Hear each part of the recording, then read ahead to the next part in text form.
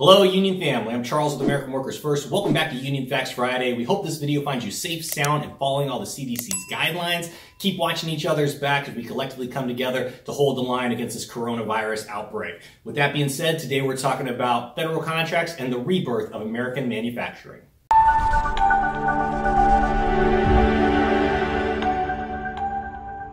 So to start with, what is a federal contract? Federal contracts are used to procure services or property in order to benefit the government. Now, as we are a government of the people, by the people, and for the people, that means the purpose of federal contracts are to, drumroll, benefit the American people. Businesses of all types and sizes are eligible to bid for these contracts. These agreements are important as there are many things required to meet our collective needs. The issue that we run into is when these federal contracts are being given to corporations that are actively outsourcing and offshoring our jobs. Some examples. Boeing builds planes in China. AT&T has call centers in the Philippines, El Salvador, the Dominican Republic, and several others. And General Motors came into 2019 as the leading automaker in Mexico. So what exactly do these companies have in common? They've all received hundreds of millions, if not billions of dollars in federal contracts that were paid for by, you guessed it, the government of the United States. And these are just a few examples of hundreds of companies that receive federal contracts while offshoring American jobs. The decline in manufacturing has many reasons, but allowing these corporations to still be eligible for federal contracts while eliminating our work is not helping. The coronavirus has shown us what can happen when we aren't making vital American necessities like medicine, personal protective equipment,